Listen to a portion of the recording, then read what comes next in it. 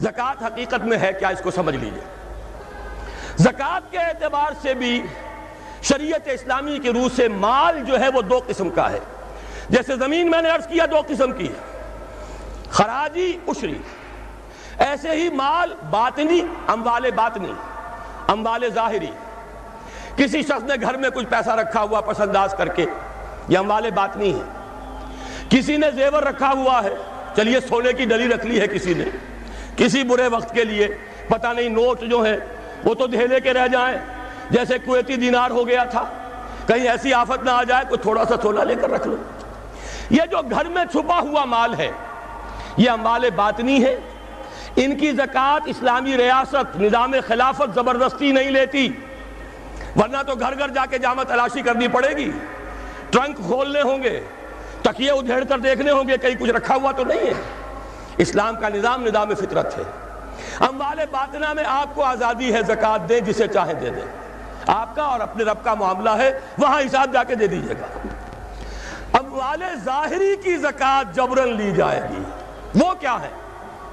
یہ مال ہے جو دکانوں میں ہے، اموال تجارت، یہ فیکٹریاں ہیں جن میں فنشڈ پروڈکٹ بھی ہے، خام مال بھی ہے، یہ بھیڑ بکریوں کے گلے ہیں، ہزار ہزار بھیڑیں اور ہزار ہزار بکریاں، اونٹوں کی قطاریں، یہ ہے جو ظاہر مال ہے، سامنے ہے، کہاں چھپا کر لے جائیں گے؟ گودام بھی ہے تو وہ گھر تو نہیں ہے، گودام کی تلاشی ہو سکتی ہے، دکان کا حساب لگایا جا سکتا ہے۔ فیکٹری کے اندر اس کی زمین، اس کی مشین، اس کے ٹولز ایگزمپٹ، اس پر زکوٰۃ نہیں ہے۔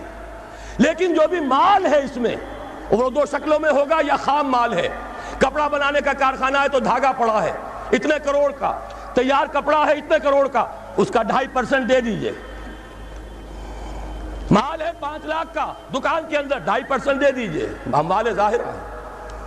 اور اس میں اس سے کوئی غرض نہیں کہ سال بھر میں آپ نے کچھ کمایا کہ گوایا، جب تک آپ نصاب کی حد سے اوپر ہیں، چاہے آپ کا اس سال میں آدھا مال گیا، 10 لاکھ کی مالیت تھی، اب آپ 5 لاکھ کے ہیں، لیکن 5 لاکھ پر بھی آپ کو 2.5% دینا ہے، چاہے کمایا ہو چاہے گوایا ہو۔ اور یہ ٹوٹل پر ہے، کسی اکاؤنٹنٹ کی ضرورت نہیں، جو تاریخ معین ہے جا کر دیکھیے کیا مال پڑا ہوا ہے، 2.5% حساب کر کے دے دیجیے۔ اتنی رقم آئے گی۔ ابھی جو کہہ رہے تھے جنرل صاحب کہ یہ نعرہ بھٹو نے لگایا، یہ بالکل وہی بات ہے جو علامہ اقبال نے فرمائی ہے، مغربی تہذیب میں بھی ایک حصہ حق کا ہے، اگرچہ باطل نے اس کے اوپر پورا غلبہ حاصل کر لیا، لیکن حق کا حصہ اس میں بھی تھا۔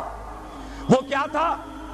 اوہام پر اپنی بات نہ قائم کرو، لا تقف ما لیس لک بہ علم ان السمع والبصر والفؤاد کل اولئک کان عنہ مسئولا۔ علم پر بات کرو، وہم پر نہیں، محض تصورات پر نہیں، محض توہمات پر نہیں، علم پر، موقف تمہارا علم پر قائم ہونا چاہیے۔ یہ بات تھی، انہوں نے لی، توہمات کو ختم کیا، کھول آنکھ، زمین دیکھ، فلک دیکھ، فضا دیکھ، مشرق سے ابھرتے ہوئے سورج کو ذرا دیکھ۔ لہذا سائنس بڑھی، ٹیکنالوجی بڑھی، آئی ان کے ہاں ترقی آئی۔ اسی طرح یہ سمجھ لیجئے روٹی، کپڑا اور مکان کوئی کافرانہ نعرہ نہیں تھا، یہ افراد کا بنیادی حق ہے، اور تاریخ انسانی میں پہلی مرتبہ عمر فاروق نے اس حق کا بیان کیا۔ اگر دجلہ اور فرات کے کنارے ایک کتا بھی بھوکا مر گیا تو عمر قیامت کے دن ذمہ دار ہوگا۔ کون مارکس ہے، کیا پدی اور کیا پتی کا شوربہ، کون کوئی جدید تصورات دینے والے ہوں گے؟ یہ کل کی پیداوار ہے اور آج ختم ہو چکے، آج ان کے چہروں پر کالک بری جا رہی ہے، آج ان کے مجسمے گرائے جا رہے ہیں۔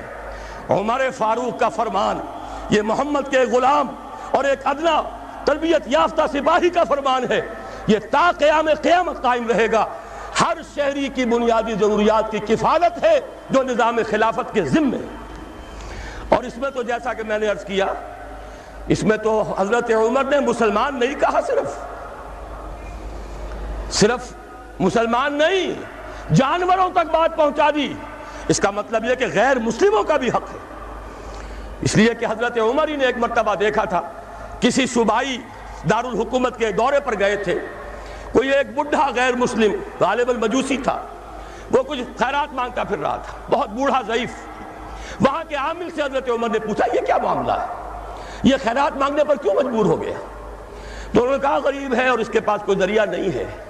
فرمایا یہ بڑا ظلم ہے کہ جب یہ جوان تھا کماتا تھا ہم اسے جزیہ لیتے تھے، اور آج اگر یہ بوڑھا ہو گیا ہے اور اس کا کوئی والی وارث نہیں ہے تو ہم نے اسے سڑکوں کے اوپر بھیک مانگنے کے لیے چھوڑ دیا. اس کا بھی وظیفہ مقرر ہو جائے گا. یہ ذمہ داری، یہ کفالت عامہ ہر شہری کے لیے. اور یہ جان لیجئے تجارت میں اور صنعت میں یہ سارا فساد جو اس وقت ہے وہ اس وجہ سے ہے کہ عام آدمی، عام کسان، عام مزدور مجبور ہے کہ سرمایہ دار اور جاگیردار کی ٹرمز پر کام کرے. نہ کرے گا تو کیا کرے گا؟ ٹریڈ یونین بنا لیجئے، وہ بھی جے بی ٹریڈ یونین بنا لیں گے، ان کے اپنے ایجنٹ ہوں گے. اب لڑیے، خون کس کا جائے گا؟ مزدور ایک دوسرے سے ٹکرائیں گے، کچھ حاصل نہیں. اسلام نے کیا نظام دیا ہے؟ آپ غریب کو ضمانت دے دیجئے، اگر تمہیں صحیح ویج نہیں مل رہی، تمہیں صحیح مبادلہ نہیں مل رہا اپنی محنت کا، مت کام کرو. تمہیں بھوکا نہیں مرنے دیا جائے گا، تمہاری بنیادی ضروریات کی کفالت ریاست کرے گی. اب ہوئی برابر کی چوٹ. اگر کارخانے دار کہہ سکتا ہے کہ اگر آپ کو یہ چیز منظور ہے کام کیجئے ورنہ جائیے، سب مزدور چلے جائیں گے، میں لاک اپ کر دوں گا، کارخانہ بند کر دوں گا. لیکن یہ کہ مزدور اس وقت یہ نہیں کہہ سکتا. وہ تو کہے گا جناب اسی تنخواہ پر کام کروں گا، اس لیے کہ ایک دن کام نہ کرے شاید بچ جائے، 2 دن کام نہ کرے بچ جائے، تیسرے دن فاقہ آئے گا، اس کے پاس کھانے کو نہیں ہے. لیکن اگر معلوم ہو میری ریاست خلافت اللہ فی الارض، وہ ضامن ہے، وہ رب العالمین ہے، اور اسی کی رب العالمینی کا یہ مظہر ہے نظام خلافت. رحمت للعالمینی کا سب سے بڑا مظہر محمد الرسول اللہ کی یہ نظام خلافت، یہ ضامن ہے، یہ مجھے بھوکا نہیں مرنے دے گا، یہ میرے بچوں کے لیے کوئی نہ کوئی چھت ضرور فراہم کرے گا. تو پھر اس کے پاس بھی بارگیننگ پاور ہے، وہ بھی قدم جما کر بات کرے گا کہ جناب یہ بیچ دیتے ہیں تو کام کروں گا ورنہ نہیں کروں گا. یہ ہے جو آسان ترین حل ہے. باقی یہ کہ جبر کیا تھا روس نے، اس کا حشر دیکھ لیا. اور سرمایہ دارانہ نظام اس وقت تو بڑا خوش ہے، اس کے ڈنکے بج رہے ہیں، اس کی فتح ہو گئی. سب سے بڑا دشمن سرنگو ہے، وہ تو سجدہ کیے ہوئے ہے. لیکن یہ کہ واقعہ یہ ہے سرمایہ دارانہ نظام کے اندر جو کنٹرڈکشنز ہیں، جو تضادات ہیں، اب وہ ظاہر ہوں گے. جب باہر مقابلہ تھا اندر کی لڑائی ختم تھی، اب اندر سے فساد ابھرے گا، اندر سے ایکسپلوژن ہوں گے.